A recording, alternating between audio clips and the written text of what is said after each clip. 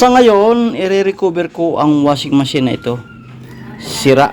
Yan, nakita nyo po. Sa katunayan, ito yung dati kong washing machine, tapos binigay ko doon kay mother. Tapos, matagal nang hindi gumana. Makikita nyo namang sitwasyon. Sobrang dumi. Kita nyo po. Kaya ang sabi ko sa kapatid ko, dalhin ulit dito sa akin, kahit may washing machine ako, para ayusin ko ulit. Tingnan natin kung maayos pa. Ayun. Yan o. Tapos ang loob nito, ayan. Ayan. Ito yung dating inaayos ko. Nung maayos ko na to, binigay ko sa kanila. Subalit na pabayaan kasi nasira daw. Hindi ko naman maasikaso. Ito ang nangyari. So, kailangan mapagana ko ulit ito. Ayan o. Okay. Ayun, bago ko ito ayusin, kailangan ko munang linisan. Tinanggal ko na ito para makita nyo yung loob. Ayun ako oh. Ang daming coins oh. 1, 2, 3, 4, 5, 6, 7. Bago dapat maglaba, titingnan muna ang bulsa kung may laman. Kasi ito, sisirain din niya to ang washing machine natin kasi kakalang yan. At tutunog yan. Kakalang yan dyan oh. Ayan, hanggang sa mabasag yung mga plastic. Tapos itong tapos ito pwedeng mabasag. Okay.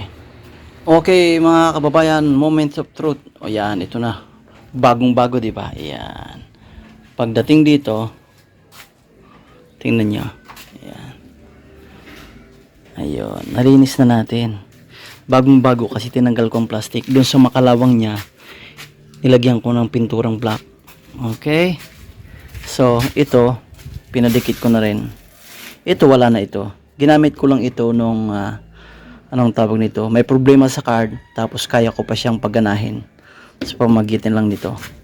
Kasi ito dati, control lang ito ng valve, inlet valve. Ngayon, ang naging problema nito, after ko malinisan, pinaandar ko siya, ang naging problema nito, ang error niya ay cover. Ibig sabihin, nadidetect niya na ang cover ay nakabukas. Pero sa kasalukuyan, sa time na yon, nakasara ito. Tiningnan ko ang switch ng cover kasi may nag-ayos na nito. Tinanong ko kung kumusta naman ang resistance ng cover niya. Kasi kapag nakaklose ito, dapat ang ating switch o micro switch para sa ating cover ay nakaklose para makumpleto ang circuit. Ngayon, okay naman yung switch niya. Ang problema, ito po, ang switch niya ay nakakabit din sa ating unbalance. Unbalance na ating protection na andun banda yun sa loob. Okay? Hindi ko na ito open. Explain ko na lang sa inyo. Ang unbalance, so madali lang matrace yung micro switch yun. Nakaseries ang dalawa. So, pagdating sa card dito, dalawang connection, dalawang series, so mag-close siya. Okay, kapag hindi naman siya balance, kasalukuyan, naka-close ang switch doon. Kapag ito nag-unbalance, matitrigger yung unbalance switch natin, micro switch.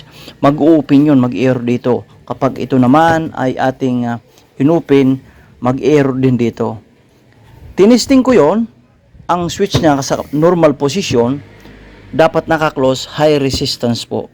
So, ang total ng resistance papunta sa card ay high resistance. So, open siya. Kaya nag-error ang ang card. May error na indication dito. Ngayon, sinit up ko na. Nilagyan ko na lang ito kasi natanggal ko na yung hindi ko pa pinapagana sa tubig. Pinaandar ko na yon. Pinaandar ko na at hindi naman nag-error. Ang unang testing ko nito, sa rinse, mag-error siya. Pag mag-ESP na. Ngayon nilagyan ko ng linya ng tubig. Tapos sinaksa ko na rin. Ready na tayo. Ready na. I-on ko na. Ayun, naka-on. Sabi ko nga, ipaprocess natin sa rinse. Ganito ang nangyari. Magbubukas muna niyan yung ating drainage. Bukas kasi sa sa rinse. May natirang tubig na konti. Magbubukas muna yung dati pang tubig yan. Okay. Tapos, mag-error ito kapag mag-spin na. Noong ang switch ay hindi ko pa binabypass kasi binypass ko muna para matesting ito. Tapos, tingnan natin na mag-spin yan. Mag-error siya, nakabukas o nakasara. Ayun, hindi na siya nag-error. So, may chance na tayo na gagana na ito. Kasi dati, ganyan, nakabukas o nakasara, nag-error siya. Ngayon, ang ginawa ko para matesting muna ang system, ang function nito. Ang unbalanced micro switch sa door switch na nakaseries, tinanggal ko na yon, binaypas ko na para matesting. Total, wala namang bata na gumagalo nito, matanda na nag-washing nito, kaya safe na yan. Tapos ito, yan, kita nyo po, ayos na. Ang titestingin ko na ngayon, kasi na-prove ko na wala ng error, ayos na yan. Ipopos ko ito, pause natin. Okay, pause natin, tapos lagay natin ang process wash. Ayun, nagkarga ng tubig. Kita nyo po, makikita natin yan. Ilagay natin sa low para mabilis. Paglagay ng tubig, lalagyan ko rin ng anong tawag nito, lalagyan ko rin ng sabon yan para malinis na muna. Tapos ipopos ko na muna, balitaan ko kayo. Balitaan, idudugtong ko lang dito, ang video kapag na-post ko na to. Na-stop ko muna. Yan, wash. Kapag normal lang takbo nito, videohan ko ulit. Okay. Sa kasalukuyan, wash ang program niya, normal, tapos low ang tubig, nagkakarga ng tubig. Okay mga kababayan, andito na. Oh, may problema ako sa baba, baka ang belt hindi nakakabit. Titingnan ko. Umandar to dati Alright. Okay, natagpuan ko na po ang pangalawang problema. Noong tinisting natin sa wash, ang impeller hindi umiikot, pero ang motor natin sa baba umiikot. Tiningnan ko ang belt, ayos naman, nakabit, kaya lang maluwang. Noong tinisting natin to sa spin o sa wrench, itong tumble niya ay umiikot naman. Pero pag sa wash niya, yung forward and reverse, ang impeller hindi umiikot. Yun ang pangalawa nating problema. Subalit na solve yun. Okay? So, ang unang problema nito, yung cover, nag-error, na-solve natin yon dahil sa, ang may problema naman, ito, ang unbalance. Unbalance, tapos, yan, micro switch yan, unbalance. Dapat kapag normal siya, ganyan ay naka-close. Saka ang door switch naman, kapag naka-close ito, dapat naka-close. Subalit ang nadidetect natin papunta sa card ay open or high resistance, kaya wala siyang nadidetect. Hindi kumpleto ang sirkito. Yan, nakita nyo po. Ito po yung sa ano natin na unbalance ang sa door switch natin na andyan. Kasalukuyan po, sa kasalukuyan, binaypass natin yan kasi bibili pa ako ng micro switch para sa pamalit nyan. Tapos ang sa door switch din sa cover. Ito naman ang pressure switch nya, nilagyan ko ng hose para sa simulation natin. Para makita ninyo na nagfa-function na siya. Kunwari may tubig tayo, para malaman natin ang low, para may tubig tayo, ito ay hihihipan natin para matrigger ang ating pressure switch. Isaksak ko muna para makita ninyo. Okay, nakasaksak na. On natin ang power. Nandiyan ang power. Tapos sa pangalawang problema muna tayo, no? Ang pangalawang problema natin ay yung impeller hindi umiikot during wash. Ngayon, nakita nyo po, wash yan. Ilagay natin ang ating level ng tubig ay low. Dahil wala tayong nakabit na hose dyan para sa tubig, simulate natin. Nandito ang ating pressure switch. Buksan natin ito.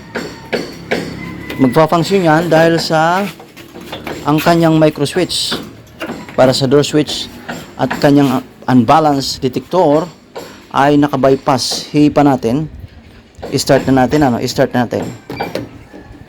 So, ibig sabihin lang, ang ating inlet valve para sa tubig ay naka-on.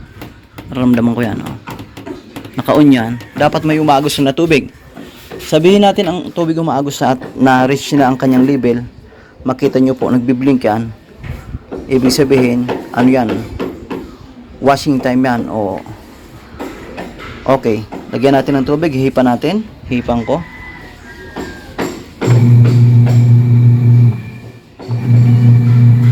Ayun, yan o, tinupik ko na muna para maintain ang kanyang pressure. Nakita nyo po yon, reverse, forward, yan o, kasabay yan dyan, reverse, forward. So ang wash natin ay gumagana na. Kung may tubig na yan, paikutin rin yung impeller nyan dahil sa spin yan. Okay, yan o, nakita nyo po, yan. Sabihin natin may nag-leakage, itong hose natin, inano natin, ilubangan para matanggal yung pressure, mamamatay yan. Okay, mamamatay. Anuhin ulit natin, hihipan ulit natin yung, lagyan natin ng pressure para makita ninyo. Kumbaga dagdag tubig. Ayun, okay, lagyan ko ulit. Gumana siya. Ayun.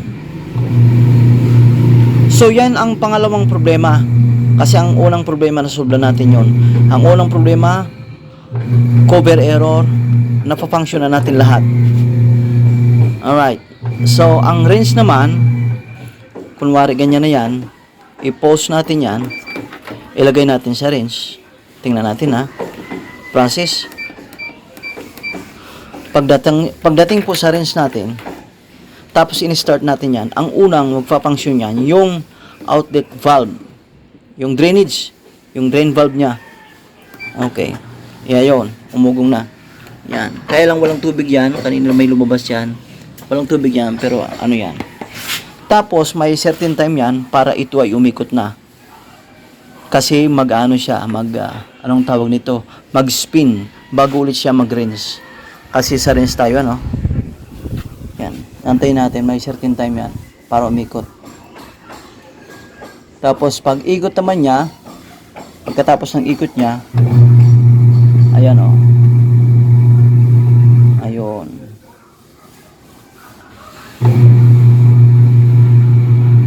Tambol, umiikot, impeller, umiikot, parehas na yan, umiikot. Ayun. Ang spin po yan ng range, ano?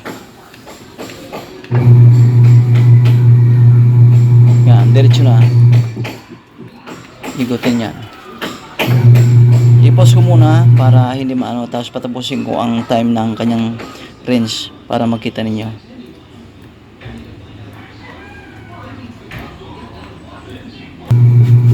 Yan, high speed na ng ano yan, yung range niya.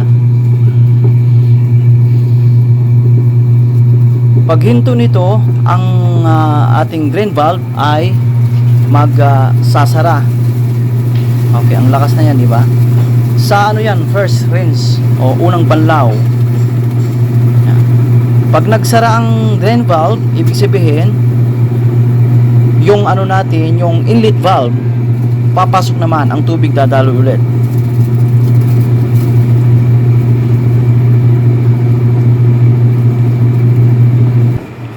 Matagal-tagal din, no? Okay. Yang spin na yan, yun yung sa end ng ano ng rinse, ha? At tapos sabi ko nga, ang drain valve magsasara, tapos ang inlet valve magbubukas para maglagay ng tubig. Okay. Pakinggan muna natin magsara ang kanyang drain valve.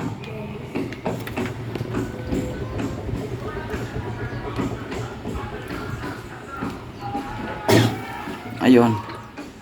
Yun yung nagsara na. Tapos ang kanyang inlet na dito na. Ayun, may vibration na. Tapos kunwari nag-rinse na siya, no? Ang tubig dumadaloy na. Dahil sa wala tayong tubig, ito na. Iti-trigger ko na ulit ang ating hose o pressure switch. Simulation, hihipang ko ulit para malaman natin kung uobra ang kanyang, sabihin natin puno ng tubig, inabot na yung low level. Ang range niya ay magsisimula na ulit mag-shake. Okay. Ayun. Ayun, oh. Yan. Pag range kasi, mahalata mo naman kasi hindi yang katagalan, hindi tulad ng wash. Yan, konting shake lang. Ang time yan, hindi katagalan yan. So, subaybay natin, tingnan natin ha. Ganito lang po ang pag-testing kapag para hindi ka na pagdating sa simulation, ganito lang pag-testing oh. Hindi ka na maglalagay ng tubig para ma-reach mo ang level, para makita mo ang function ng wash. Ganito lang. Ihipan mo lang yan, ang ating pressure switch ay matitrigger na. Antayin natin.